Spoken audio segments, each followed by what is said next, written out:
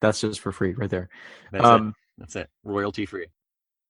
It's time to shove the rug into that crack between the floor and the door, file your receipt from the haberdasherers, and pour yourself a mighty bowl of gruel.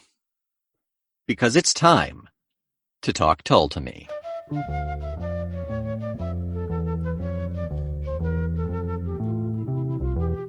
Welcome back to the Talk Tull to Me podcast. My name is Omen Said. And I'm Nick McGill. We have been lifelong Jethro Tull listeners, and this is the podcast where you get to follow us as we, Dante-like, slog through the entire discography of Jethro Tull.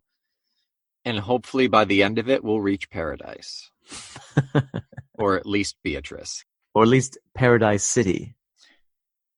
Different band. No, is it? A Paradise Cafe. What am I thinking of? Paradise Cafe. No. Cup of coffee. Paradise Steakhouse. That's it. And hopefully we'll make it to the Paradise Steakhouse. That is a B side. But that is one of my favorite songs, actually. I adore that song. It's so grungy and dirty and lovely. Oh my God. Yeah. Makes me feel beautiful. So today we are discussing the final track, including the bonus tracks, off of the very first album. That's right. We have gotten all the way through Jethro Tull's very first studio album. You know what, Nick? It feels like we should celebrate. It feels like this is almost like a holiday for us. Like this is a momentous, warmth-filled moment of our lives, getting to the end of this album, looking forward to a new album. That's right. Almost like the new year is right around the corner. Yeah. Almost like a Christmas song. That hurt. That was rough. But we got to it. We got around to it. Yeah. So yeah, this is a Christmas song that has kind of a peculiar history. It doesn't have much of a home in terms of where it fell in the pantheon of Tull songs. Not unlike the Baby Jesus. Let's have a listen. Not unlike the Baby Jesus. Let's have a listen. Okay. You want an alt for that? Nope. Keeping it. I'm keeping that part too. So how festive do you feel after having listened to Christmas song? Woo! I feel very festive. I know that it is no longer the Christmas season at this moment, and yet, wow, that song really does it for me. Really? Yeah. Go ahead. Go on. You know, the thing that's so brilliant about it is that it's the title of it is A Christmas Song, mm-hmm. and it is in some ways an anti-Christmas song in terms of what is out there. I mean, it is the least like any other Christmas song that I've ever heard. Oh yeah. And yet it probably has more to do with actual Christmas than the songs that blast at us non-consensually from shopping centers during the all of November. Yeah, and yeah, exactly. It's sort of, and I think why it's so refreshing is that it's like an antidote to the Christmas singularity. Mm-hmm. That aside, go on if you want. No, I was just wondering. I think that Ian Anderson grew up religious. I think, isn't there some... There's some references in some of the later works to, it sounds like he went to either a Catholic school or a school that was some kind of a religious institution. Well, there's certainly a handful of religious references in Aqualung. Yes. And in fact, that's a very, very heavily referenced in particularly, I believe, Catholicism. But doesn't he dabble in Buddhism at some point? I mean, don't we all? I mean, no, but I still dabble on weekends. I think that like everyone, he in the 60s, he probably did his fair share of religious exploration. But I do think that I get the sense, some commentators have said that this song is a little bit taking a crack at Christmas, if you will. Sure. But I really don't think so. I think that what I get from this song is somebody who deeply feels the significance and meaning of Christmas, and is recognizing the degree to which that traditional holiday is at odds with modern culture and how it's celebrated. I don't see why those can't be why those have to be mutually exclusive. I mean, yes, I see your side of it, but I totally see that it's a crack. It's Dharma for one, but for Christmas, it's Christmas for one. But is it taking a crack at the religious significance of Christmas, or is it taking a crack at how it's celebrated? I feel more how it's just become consumerist. That's how I feel. Yeah. I feel little to no, I guess, lack of a better word, animosity toward the religious side of it. Exactly. I think that it's almost like listening to, no, I don't want to say that. I was going to say it's like listening to a true believer complaining about the perversion of this religion. And I'm not saying that Ian Anderson is Christian or believes in any of that, but that's the impression that I get from it. I feel it's more a true believer of Christmas if you took the religion out of it. Go on. Just like the goodwill, the warmth, the family, the faith, the not just going out and buying stuff and going to like midnight mass and doing what has become muscle memory for a lot of people who celebrate Christmas, Right. It has a more charitable feel to it. And right. And I don't necessarily feel there's a thumbing the nose at those who do it, but it's more like wake up sheeple, like this is what it's supposed to be kind of thing. Well, and it's that kind of typical Ian Anderson, like pointing stuff out from the corner. Mm-hmm. Yeah. Like subtle, sarcastic commentary. Right. There is, as soft and gentle as it is, there is a sarcasm there. Oh, absolutely. I mean, it's quite biting. The Christmas spirit is not what you drink. Right. It's not the consumption. It's not the consumerism. It's not the consumption in imbibification. I don't know. Imbibing? I'm going to admit something. For the longest time. Oh my God, finally. I've known for such a long time, Nick. I still love you. I love you just the way you are. For the longest time, when I was a kid, I thought it was the Christmas spirit is not what you think. Oh, really? Yeah. Oh, which also fits. Yeah. It also fits. It's just not the wordplay behind it. And then in the last verse, he actually gets really direct and really biting in his critique. How can you laugh when your own mother's hungry? And how can you smile when the reasons for smiling are wrong? I mean, that is not a critique couched in any particular niceties. Yeah. He doesn't sing it with a smile either. No, he means it. Yeah. Yeah. The delivery is there, and he starts out light. Yeah.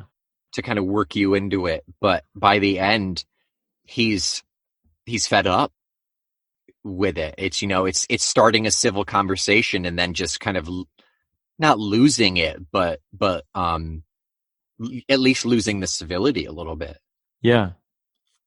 Which sometimes happens around Christmas time, doesn't it? Sure. Yeah. Depends on what uncle's coming for dinner. Sure. Uncle Ian is coming. Omen. Yeah. Nick. If Christmas song were a classic Christmas treat, ooh, what would it be? Oh, God. And I'm going to limit it to a food product.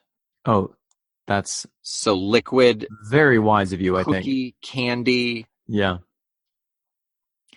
I think that a Christmas song, if it were a traditional Christmas food item for consumption, it would be the chicken pie that is taken to the local homeless shelter. Okay.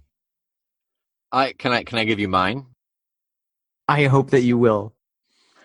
Not my chicken pie. I Oh, mean I'm sorely disappointed. I I think it's a hot toddy with a little more rum than you're used to. So by the time you get to the bottom of it, it's like, ooh, oh, that's there. Spicy. It's spicy. Yeah, it's got a Yeah. little truth in the bottom. Yeah, this I wasn't prepared for this truth. Too much truth, Ian. Yeah. Yeah, it's a-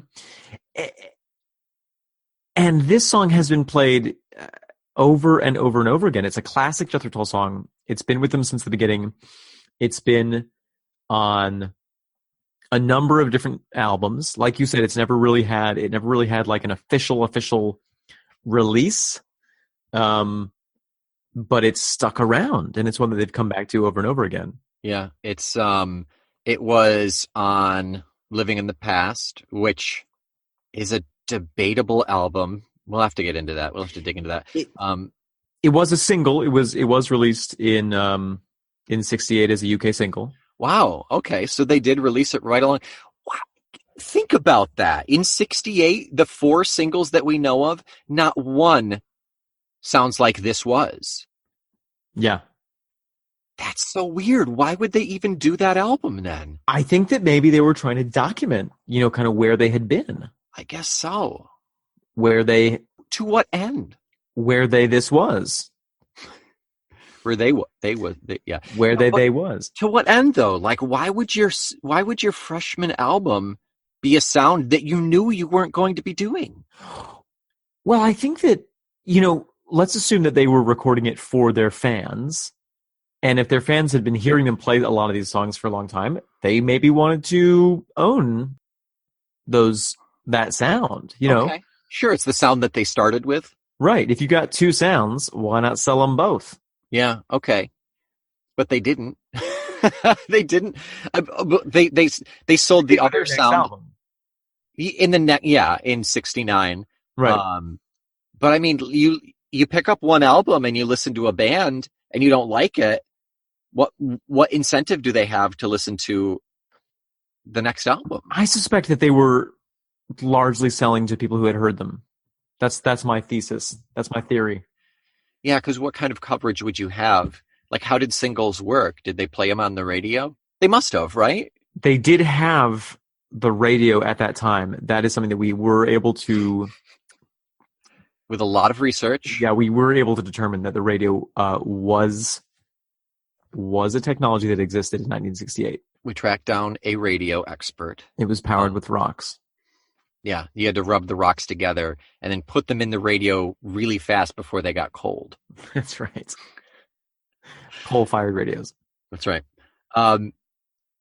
Yeah, I'd be curious to know the coverage and exposure that one could get on the radio at that point to warrant releasing an album that sounds completely different to the four singles that you put out. And let's just reiterate, one of the first single was Sunshine Day. Yeah. You know what's extraordinary? That you can fit a Volkswagen Beetle inside the heart of a blue whale. Did you make that up? Is that a real thing? No, that's true. That's true. It's the same. I mean, you can't. It's if you hollowed it out, it's the size of a Volkswagen Beetle. Yeah. So where have we gotten to? What this is a momentous moment. We have gotten to the end of the very first album. This was. You did it. We did it. You did it with us. We couldn't have done it without you. It was more collaborative than anything else I've ever done in my entire life, including the conception of my son. God. Ew. So that's it for the first album. We're going to move into a very different sound very quickly. Yeah. And if you're sad because this is the last time that we're going to be talking about a Christmas song, psych, we're going to talk about it a couple more times. Yeah, where else does it show up? We covered Living in the Past. It is, of course, re-recorded on the Jethro Tull Christmas album. Right, but that's a long time. Yeah, we won't get there until like 2030. Yeah, at least. I think that was a conservative estimate. And that's not military time. I mean the year 2030.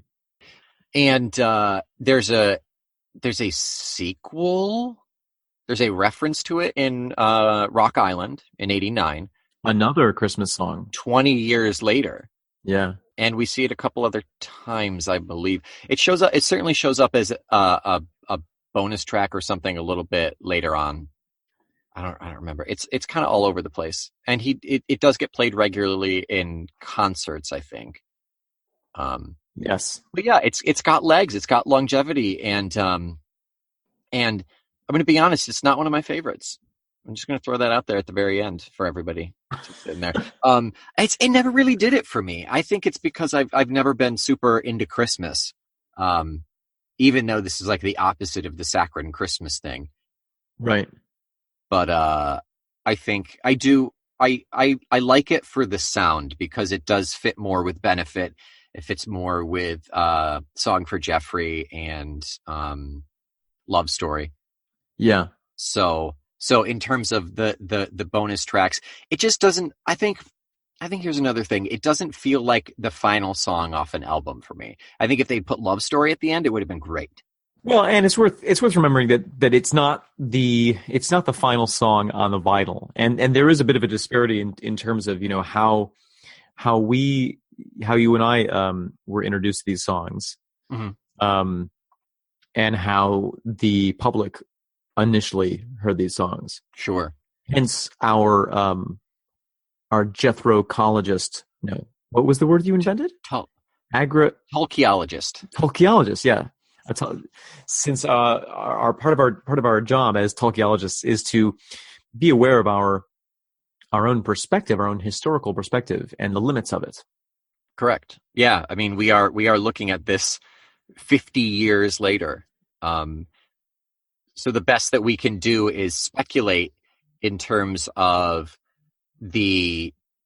what it was like at the time. Yes. Like any proper Tulkeologist would do. Yes. Yeah. Yes. Did you have anything else that you wanted to throw on there? Nick? Omen. Merry Christmas song. Remember, if you wish, this is just a Christmas song. So that's it. That's the end of this album. That's the end of this podcast. This is not the end of this podcast. This is the end of this episode of this podcast. Right, the end of this episode. Valid. So I'm going to do the normal spiel. Rate us, review us. You're already subscribed. Thank you. We love you. If you write something fun, only if it's 5 stars, we might read it on the podcast. Oh, unless it's really, really bad, we might read that too. Yes, but still make it 5 stars if you could. Right. What are we doing next week, Omen? Oh my gosh. Next week, we are breaking new ground. We are moving on to the second Jethro Tull studio album of all time, Stand Up. You're vamping, aren't you? I was a little bit. Oh. Next week, we are going to get into the very second. No, that doesn't make any sense. Next week, we are going to get into Jethro Tull's 1969 second album, Stand Up, beginning with A New Day Yesterday. It's a good one. And so in the meantime, I'm Omen Said. And I'm Nick McGill. We are Feckless Momes. And this is Talk Tull to Me.